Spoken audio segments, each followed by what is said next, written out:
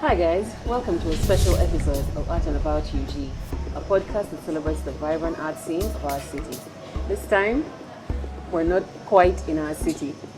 Can you tell them where we're going, Stella? We're going to Venice, Maria. Woo! That's Venice, Italy, not, I don't know, Venice, Chikomamutwe. There is a Venice, Chikomamutwe. So, yeah, we're going to Venice, Italy, and I don't know, what are we hoping to see? Well, we're going to visit the Venice Biennale, and in particular this year we're focusing on the Ugandan Pavilion, which is making its second appearance since its first appearance in 2022. Yeah. So we'll be visiting the Ugandan Pavilion, which was curated by Achaye Karunen. Yeah. Achaye Karunen. And they had, I think, about 4 artists who were exhibiting their work. Yes, so we'll be looking at the different artists and their work. So the Venice Biennale is a world-renowned festival that takes place. Is it every 4 years? Biennial. Biennial. Yes. And it attracts a lot of attention from artists all over the world. Different countries, send their artists, and it's like a big pull for art lovers. So we're very excited to go and see what Uganda took to showcase to the world, and we're happy to bring you along with us. So. And that's not it, Maria. That's not just it. This year's theme was Foreigners Everywhere. Foreigners Everywhere. So it celebrates the different the diversities. The diversity of not universe, of the world, our planet. Yeah. And the exports that traveling can carry to different countries. So we went as foreigners, but we came back as one. We're a little bit of Italian, so we're now a little bit Italian. So we're here to spice things up, and we hope you enjoy this episode. Andiamo. Let's go.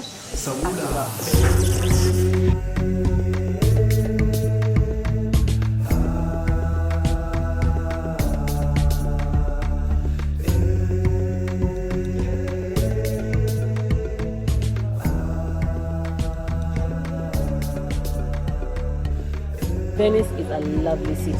I was blown away by all the buildings and the architecture and the rides and the boats. It's mostly a walkable city, so we had to do a lot of walking. We did a lot of walking. A lot, yeah. You guys can't see our Ntumbwe, but I literally finished all my rings. All my rings complete. Well done, Venice. I love you. So there are a lot of gallery spaces that are spread out over the city. I think that was something very clever that they did. Yeah. So you get to actually experience the city while you're looking for the art. It was like a kind of scavenger hunt. Nice artistic scavenger hunt. Yeah. So much art surrounded us. I remember we had to take a long boat to the Ugandan Pavilion. Long boat. A long boat to the stop where the Ugandan Pavilion was, and then a long walk back to the Ugandan Pavilion. But eventually we got there. Yes. It's completely beautiful. It's very beautiful. It's opposite this nice cafe that we got a chance to have a meal at, and it was so lovely. Yeah. So let's go inside and let's see what Uganda took to Italy. Indeed.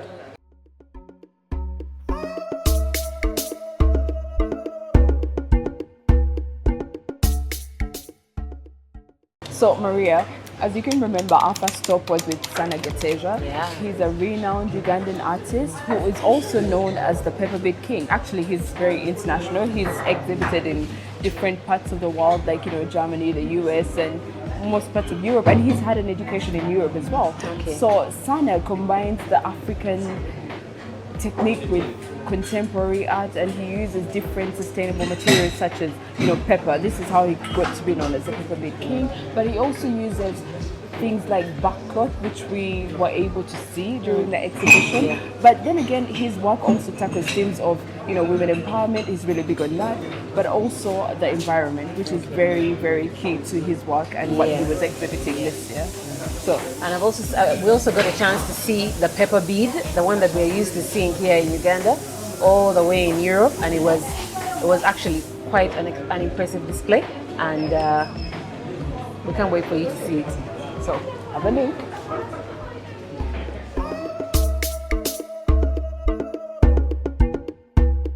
We're at the Venice Biennale, and we are surrounded by the first artist that you see as you walk in, and that's Sana Gateja. Most of you might know him as the Pepper Beat King, and he does his work using paper beads, literally recycled magazines, rolled into beads and created into art pieces such as this one and this one that are surrounding us, Maria. Actually, the paper beads is a very popular technique back home, Yes. as you're all familiar with. Yes. And people use it for a lot of creative, Yeah. pieces, decor. Like necklaces as Yeah, well. necklaces, I think you've seen that in beads the and African village. accessories. Indeed. Yeah, but what Sana is doing is, I think he's using it more like paint.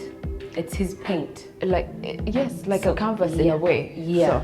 Actually, the canvas is back cloth. So, the canvas is Yeah. back cloth and then he just paints it. Yeah, Indeed, he paints paints onto it with the paper beads. with the paper beads. Yeah. So I imagine it takes a lot of time. It takes a lot of planning because you have you need a sketch. you need to a start with. you need the vision. You need Yeah. to map the colors and Yeah. say, okay, fine, I'm looking for oranges and greens. And actually, the use of color is quite reminiscent of home because The earthy tones, the tones, the earthy tones, the greens, and you have the reds and the oranges. It's very home. It's also very warm, which is also a testament to the warmth of the Ugandan people as well. Equatorial climate and everything. Yeah. Indeed, and it brings to mind the fact that this year's exhibition is about, this year's Biennale. Yes. The theme is about foreigners everywhere. And the thing about it is that many times when foreigners come to Uganda, the thing that they live saying is that the people are really warm. Very warm. And when you see Sana's work, it's not just a tribute to the earth, but it's also a tribute to the our people warmth. with the colors that he uses. The warmth that you feel when you first see the work is very elaborate in his work. And with that said, his work as well is a tribute back to Mother Nature. So paper, as he says in his explanation, is from the earth. So he felt that the best way to honor the earth was to create something about the earth using the earth.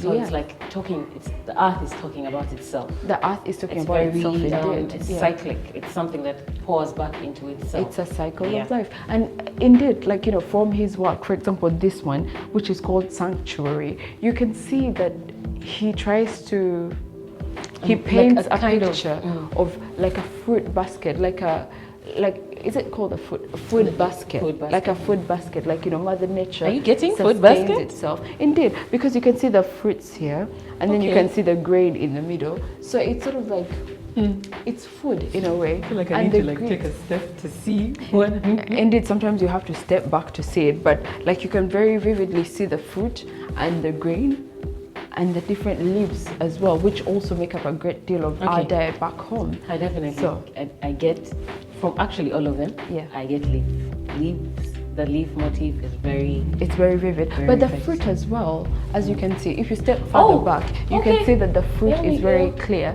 And not just the fruit, but also the grain. Like with that, with the use of that, I think he's trying to mold grain or seeds even, because everything that we eat from the earth is from a seed. So this is a beautiful tribute to the earth.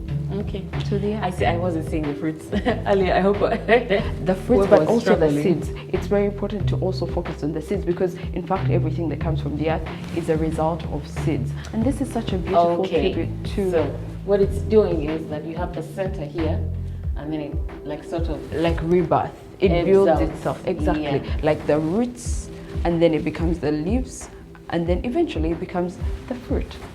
And then it probably, I suppose it goes back, it dies back and then it goes back. But this is such a beautiful tribute. Yeah, what I feel love it. We could also look at is how well each of these pieces plays into the overall theme. How well do you feel that this contributes to foreigners everywhere? Do you think it's hitting the mark, or? I feel like it is, because aside from the general Biennale theme being we are foreigners everywhere, indeed, the Ugandan Pavilion has a specific theme, which is we are one. We are one. And in a way, we are one with nature. We are one with nature, we live within nature, but we give it gives us. Yeah. In fact, it sustains us. That's the most important part. It sustains us, and this is a beautiful tribute to it. And so on our scale, Sana gets a check. Sana, check. We love it. Thank you for representing Uganda. The next artist that we looked at was Jose Hendo. So she is an artist from Uganda. I was not quite sure what this is. Is it fashion or I think it's more fashion. more fashion, but like a more couture kind of fashion? Because the pieces that were displayed in the Biennale and at the Uganda Pavilion from her collection were very, very, extravagant pieces. It was a lovely bridal looking piece it's the first piece that you see when you come in, and it looked absolutely impressive. I think it was the piece that was drawing the most visitors in, because it had a very, arresting presence about it. So it's made out of backcloth, and it was a tribute to the Nile in Uganda that flows all the way up to Egypt and sort of feeds the whole of Africa. And as well as some other, very artistic looking pieces, also from backcloth. So let's take a look at what Hendo did. So another beautiful piece from another Ugandan artist. Yes, as we're in the Ugandan Pavilion. I think this is the most striking. Maybe that is why the curator Achayo chose it as one of the entrance pieces, because it's actually quite brilliant from the front. I'm sure we have a view of the front of it for you. It's quite striking. You come in and you're like, what is this? I'm sure it's the one that has brought in the most the most traffic. Indeed. And it features very significantly and very predominantly a very central part of Ugandan cultural tradition. But not just Uganda though, right? Yeah. Africa. Yeah. I feel like, in line with in general. In line with We Are One, the tribute to the Nile, the way it flows from Uganda and straight down into Sudan and then Egypt, it brings us one as Africans, right? Because we have the Nile as a unifying factor, but also the fact that the Nile has sustained all these generations and all these different countries for a while. Without the Nile, in fact, we're in the done context of the dress. Yes. Still I jumped into it. This train represents the Nile. The Nile, the way it flows. And in fact, Uganda can be seen to be at the head, because as the source of the Nile, the White Nile, we give life. We supply life to the rest of Africa. We are told by the curator that this plastic represents pollution. The pollution, unfortunately. Yeah. But it is so artistically and beautifully done here that you sort of kind of forget about it. You forget that it's in fact pollution. This is in fact a damaging little piece of thorn in our side. And yet it's so vivid, right? It is quite vivid and striking. You know what it brings to mind as well, right? The contrast. Because you have something from nature, the backcloth, the beautiful backcloth that we use, centuries and generations of our people have used the traditional backcloth for different things, whether it's preservation or storage, or I don't know, we've used backcloth. Backcloth has been really central to our culture. And then you look at something so foreign, such as plastic. Well, it's been beautifully put together, but it's so foreign, right? Something from nature, and then you see something so alien. I think, in fact, even the depiction of this representation of a mother figure as a bride, which again looks like a traditional Western kind of get-up. Yeah. Also quite foreign, but adopted by our cultures. Yes. And then you have these little ribbons. Yes. Which, according to her literature, that's Jose Hendo? Yes. According to Jose Hendo's literature, this is meant to represent the 9 countries. It's 9, yes? Is it 9 countries? I think it's 9 countries, 9 countries that the Nile passes through. Yeah. So altogether, it sort of comes together to say the Nile, the giver of all this life, connecting all these different countries. Yes. And, sort of this community kind of sustenance that goes on, still very much in keeping with the Uganda Pavilion theme of We are one. We are one indeed. But do you see yourself rocking this full? Oh, of course not. Because first of all, I like practical stuff. Peep the feet. I don't think that you would be able to walk around very comfortably in it, and maybe that's part of it.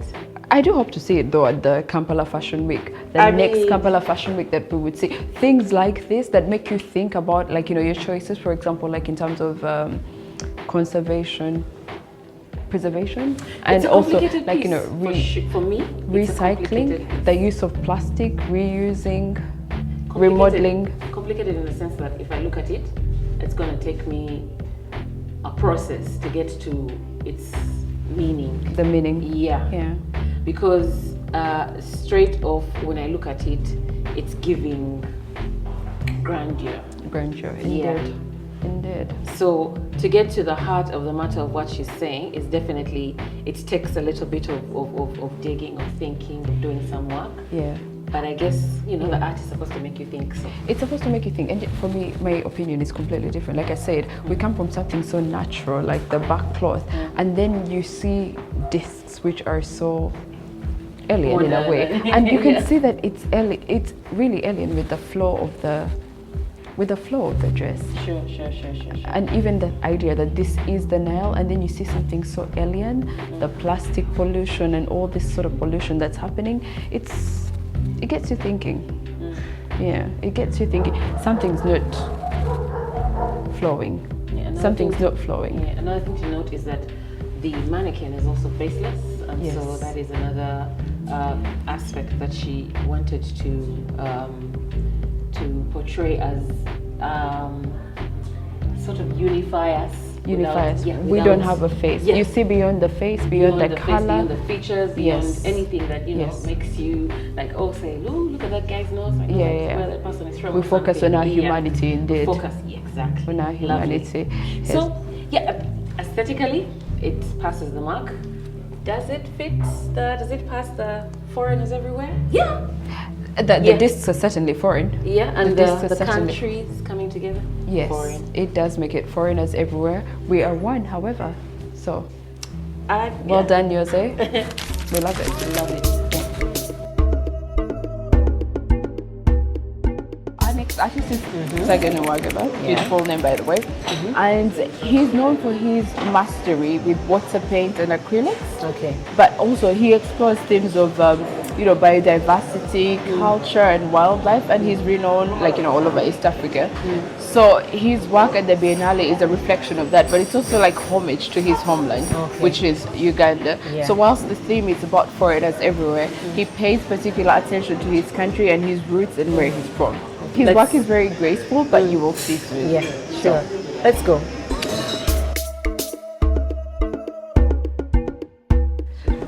As soon as you see longhorn cows, guys, at home, I mean, we all know. We see them. Actually, if I saw a longhorn cow anywhere, I'd be like, this is Uganda. I would actually try to follow the guy and say, where did you get this cow from? So, Rwandans might be offended.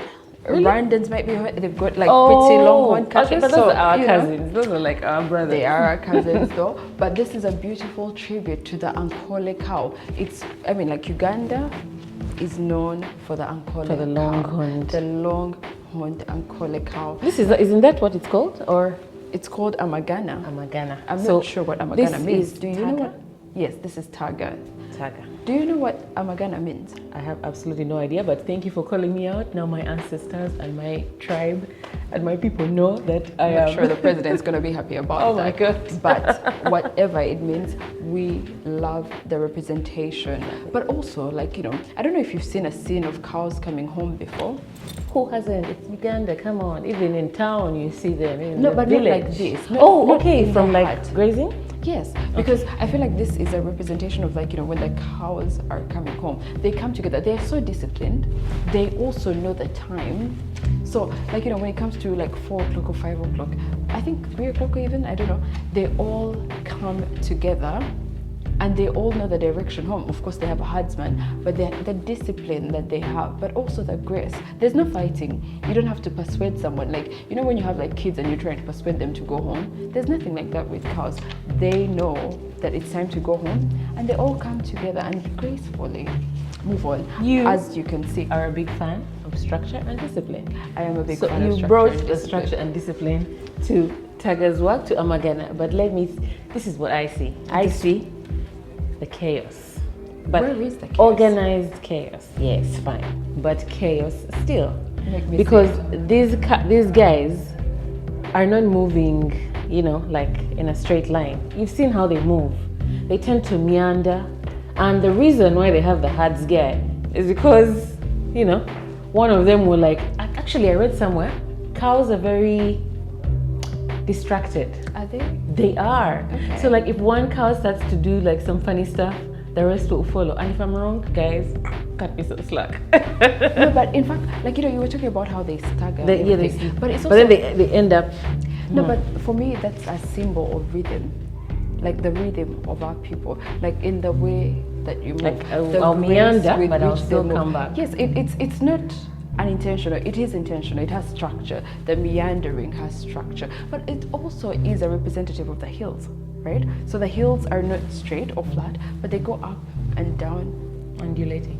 You know what I mean? Like it could easily be the structure of the movement of the cow. So again, we are one with nature, not just the animals, but also the It's a environment pity as that well. we can't decipher what Amagana means, but anybody who can decipher what Amagana means, you should either Please comment, let us you know, let us know in the comments below, Please or let us like. know. But it's so beautiful. But also, speaking of wine, actually, we noticed the buds as well. You know those Yeah. buds that, you know, pick off the ticks from the Yeah. cows and the bulls and everything. So everything is so harmonious. we are one. If comes back there's into play. cohesion, there's Yeah. this is it. This is it. We are one. From a purely artistic point of view, Yeah.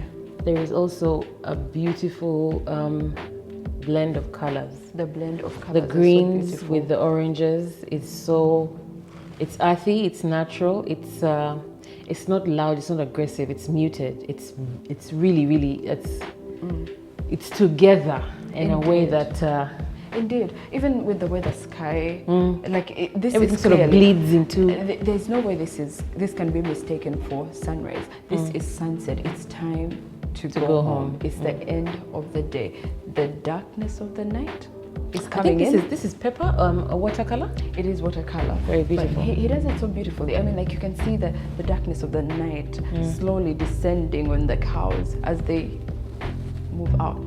So for as an inclusion in the We Are One under the We Are One umbrella, it was definitely very fitting. This is very fitting.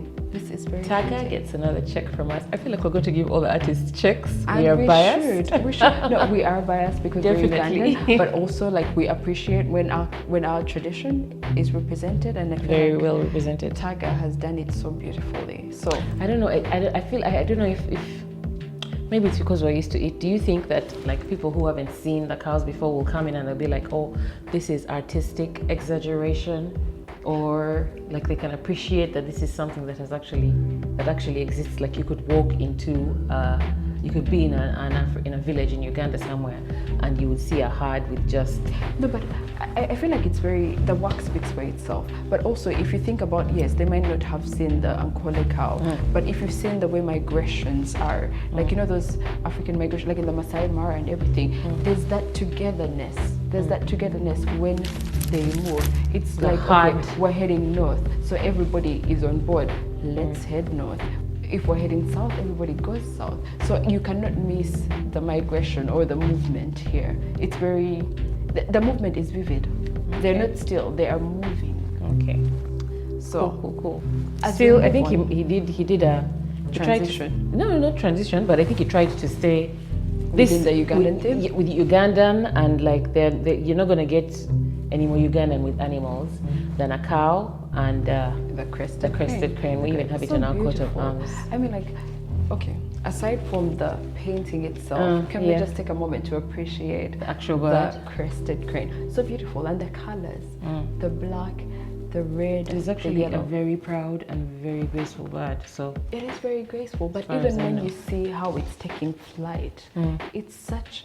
Birds are generally graceful, but I mean the crested crane with the colors, so beautiful. So this piece is called Rise Uganda, and it's got Uganda. some healing and some rising from the ashes kind of meaning from it. It But is. I think what visually what works for me is that it represents going from transition from one state to another, from a dark state to a lighter state, from, you know, just rising, especially because it's called Rise Uganda. Yeah. We are, you know, a rising nation. We are rising from wherever, from below to above. So, yeah, we took flight and we sort of overcome. Indeed. Yeah. And it's also a moment of reflection, right?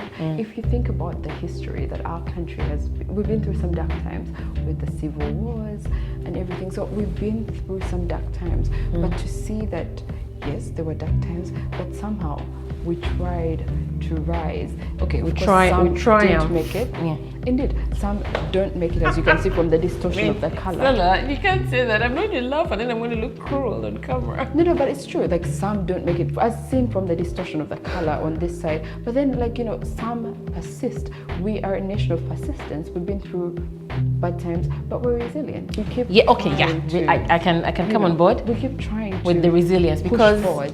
he depicts it here in a very tarry, kind of dark kind of way. So it looks like something that you sort of have to like fight against to come out of, and like sort of like, you know, resist being dragged back by it. And then out here you've got the birds like breaking free and reaching and indeed, and it's still, as you can see from the little from the splashes and the smudges and everything, it's still not a smooth path, but the fact is, still you move, you move forward. You know what I mean? Yeah. Like, regardless, you have to keep going, because at the end of the day, at the end of the painting, there's light. So you come from darkness, but you keep moving. But it's also symbolic of how it reminds me of the crested crane on our national flag. You know that the crested crane is standing on one foot, right? So it's always in action, in momentum, like it's constantly in motion. Thank you. It's in motion, and this is representative of our people. Like, we don't let something hold us back, and we can say that, like, you know, so many things happen in our country that we don't agree with, but we still hope for better. We still push on, hoping that we'll indeed reach the light. So there's a popular thing that Ugandans have, you know.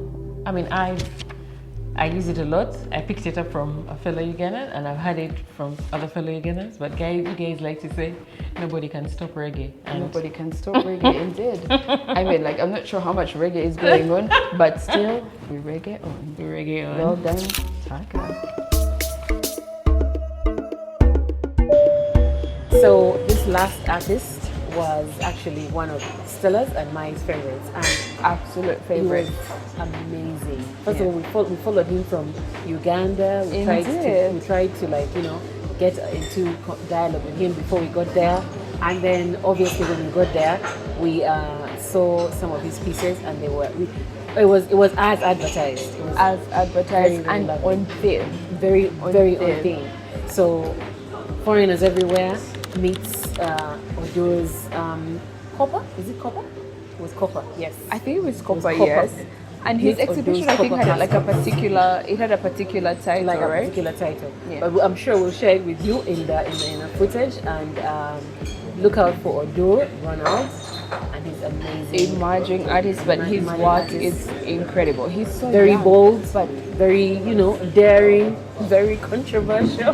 very controversial, but like, I mean, his exhibition, or his installation, actually, it raises questions that we need to have, that we're having Conversations that we lately. need to have, yeah. Conversations that we need to have, and conversations that are relevant. Very at relevant, this very topical time, right now. At and, this time. are being like these kinds of decisions or dialogues are being opened up, and we are starting to make headway into the whole foreigners everywhere issue, and how it plays into the future of humanity as a species, I guess, I suppose. Yeah. So let's check out Odo's work, and let's see what he had for us. Maria, I have to tell you now, this is my favorite installation. Me too. This is my favorite. I mean, I mean the bling ring, but aside from the use of the copper, the story is incredible. The story is incredible. As an African, And yeah, the story is incredible. This is a work of a young artist, Odur Ronald, who's talking about migration and immigration and the freedom value. Yes. Freedom of movement. Freedom of movement and also the value of our individual African passports. So in this installation, he showcases 54? I think it's 52 or 54. How many African countries do we have? Unfortunately, we stand to be corrected. Around 52 to 54 passports. 54. And then he also has like an extra one. This is the African Union passport. What would be the ideal African Union passport, which would allow? It would give us all states in Africa the same kind of accessibility. Yes, mobility. Yes, access to mobility. So while you have the copper passports that are all depictions of what we have normally, we've got these little write-ups that show you the power that each passport has. Indeed. Because as you know, not all passports are created equal. Indeed. Unfortunately, not all passports are created equal. So we have them here listing their power, and then what Odur has done is he has created this ideal, this utopic version of a passport that sort of gives all of us that same kind of power.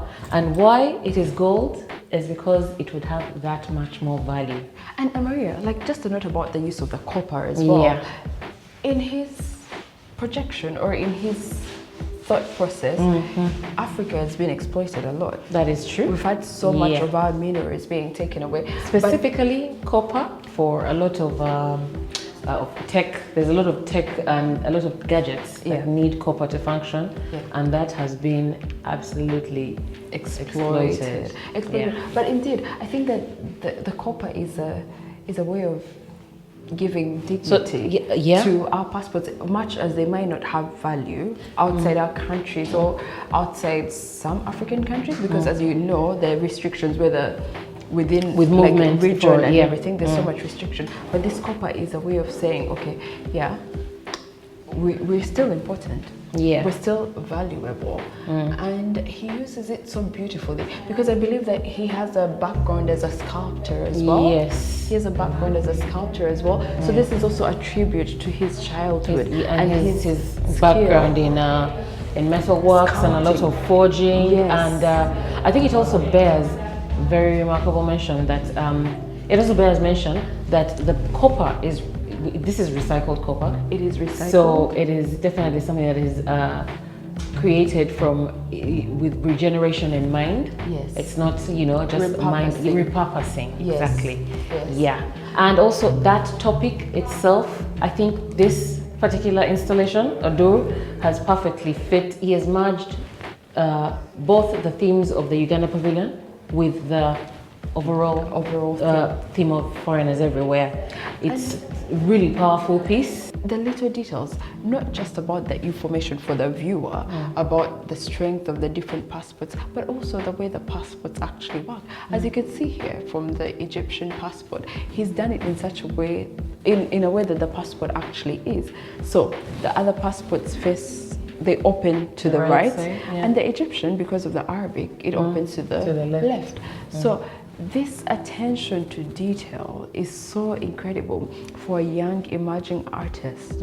It's even for a young emerging artist, the topic itself very dicey and very sensitive. It is very sensitive. Kudos to him for indeed. He's unafraid. He's so brave. He's unafraid to tackle topics that, like, the ordinary person might shy away for fear of implications, but he's addressing it head on. As soon as we get back home, we are definitely going to look at Odur. We're coming for you. We want to know more.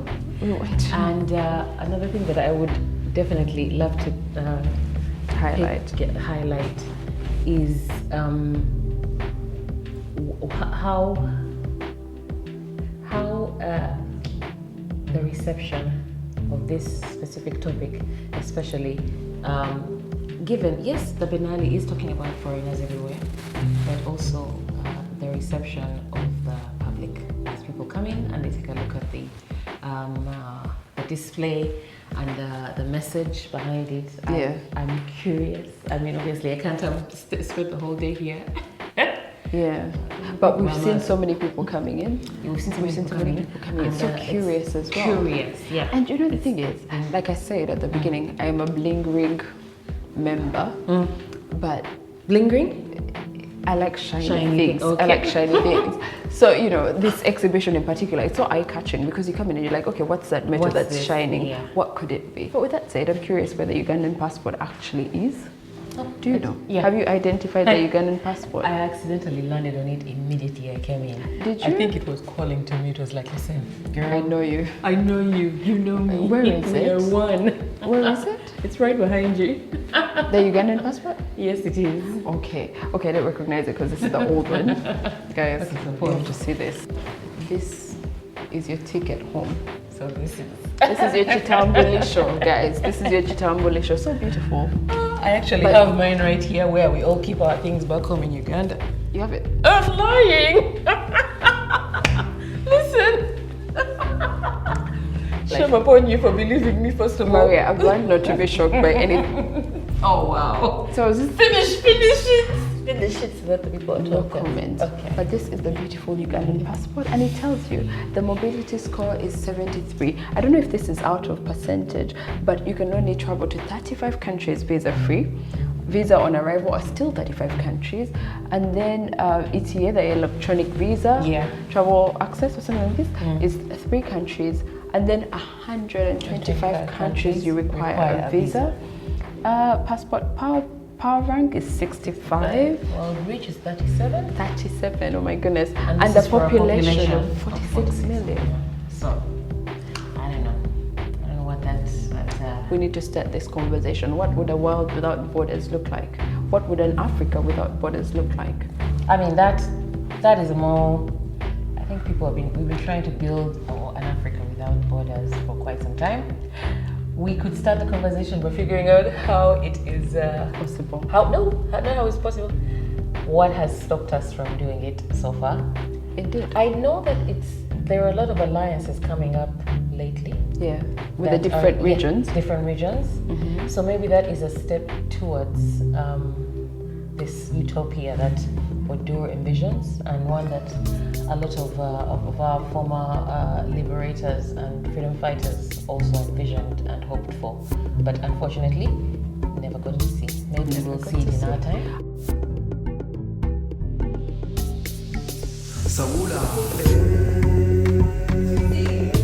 Odur's installation definitely did not disappoint. I'm glad we got a chance to make it all the way to see what he had carried, and what he did with the copper was exceptional. Absolutely exceptional. And for me, the thing that stands out the most is how he used the gold with the African Union passport, giving it that value. Yeah. And, you know, showing that regardless of all the barriers, we're still important as Africans. Yeah. Our passport is still important. And our unity would make us even more stronger. It's definitely a very powerful message. It's a very bold message. It's a very loud message from such a young artist. And I'm sure he's not a stranger to controversy, so he was very, very quick to dive into this kind of thing. And given the theme, foreigners everywhere, it was very fitting. Very on board. Yeah, very, very, very.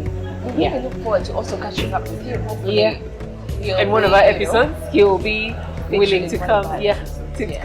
Come and talk to us and tell us more about that. Yeah, so thank you so much for joining us at the Ugandan Pavilion at the Venice Biennale, which takes place every 2 years.